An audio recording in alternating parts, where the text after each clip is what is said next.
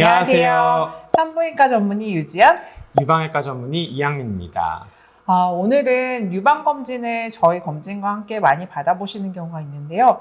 저희한테 항상 문의 주시는 것 중에 저 선생님 저 임신했는데 뭐 어떤 치료를 해도 되나요? 이게 궁금하신 분들이 참 많으세요. 그래서 오늘 영상은 임신 중에 맘모톰 해도 되는지에 대해서 알아보기로 하겠습니다.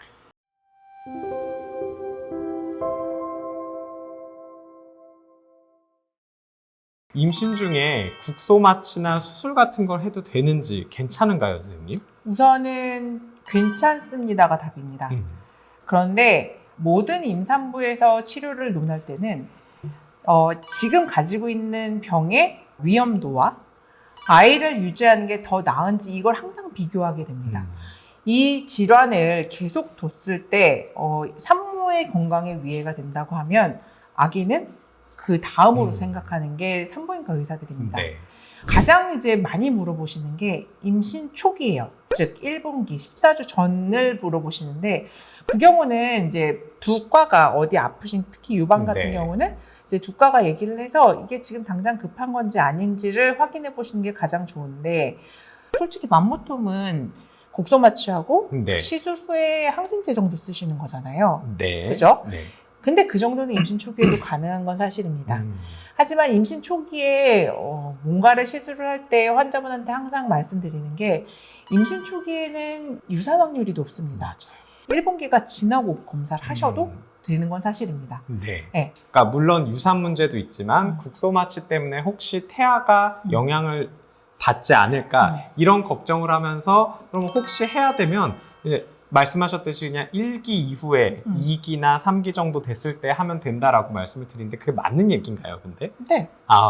그러면 만약에 저희 환자분이라 예를 들어 자궁경부암이나 아니면 자궁경부에 이상이 있는 경우도 자궁경부암 예를 들면 암이다. 이 산부인과 의사가 봤을 때 암이다 이거는. 그러면 분기와 상관없이 검사를 진행합니다. 네, 맞습니다. 네. 유방암도 비슷해요. 네, 그러니까 초기에는 선생님 보시면은 그래도 이제 갑자기 이렇게 커지는 경우는 많지 않고 분기라고 하면은 보통 5, 6주에 아셔도 한두 달 안에 검사할 수 있는 거니 뭐 그때 급하지 않으시면은 그 유산이 좀 걱정이 되시고 너무 초기여서 걱정되신다고 하면 2, 3분기로 미뤄주는 거고 만약 봤는데 이건 지금 당장 확인을 해야 되고 지금 산모의 위험과 더 관련성이 높다 하면은 1분기라도 하셔야 되는 게 맞습니다. 그렇군요. 네.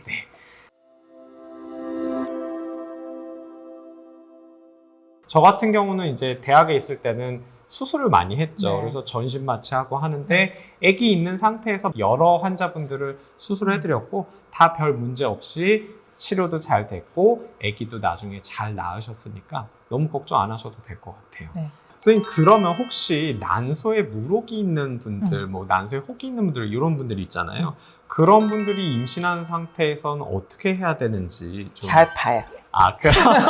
근데 잘 보는 게 답이긴 한데 대부분의 분들은 난소가 배란을 하면서 이제 일시적으로 뭐 크게 생기거나 그리고 이제 임신이 되면서 좀 작아지고 그래요. 1분기 안에.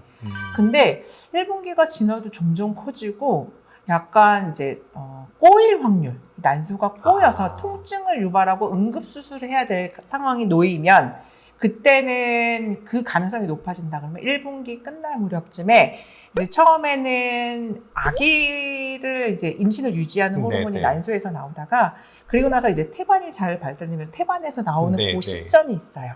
거기에 그때 난소옥을 이렇게 떼죠. 근데 복강경으로 해요. 임신 초기에는. 그리고 정말 이제 그냥 뒀는데 이게 별로 안 컸는데 뒀는데 한 뭐 임신 중기 이후에 커졌다. 그럼 이렇게 꼬였다. 그러면 개복하죠. 그때는 복강경이 불가능해서. 근데 대부분은 초기에 판단을 하긴 해요. 점점 커지는 것 같다. 그러면은 빼고. 근데 대부분 아무 문제 없습니다. 지금까지 임신 중에 맘모톰 혹은 수술 어떻게 해야 되는지 알아봤는데요.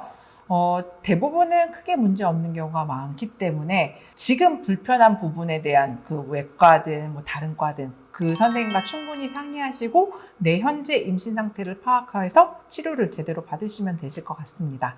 그래서 지금까지 이거에 대해서 알아봤는데요. 산부인과 쪽으로 궁금하시면 저희 채널에 그리고 외과 쪽으로 너무 궁금한 게 있으시다. 그러면 이양민 선생님 채널에 문의 주시면 언제든지 성심성의껏 답변해 드리겠습니다.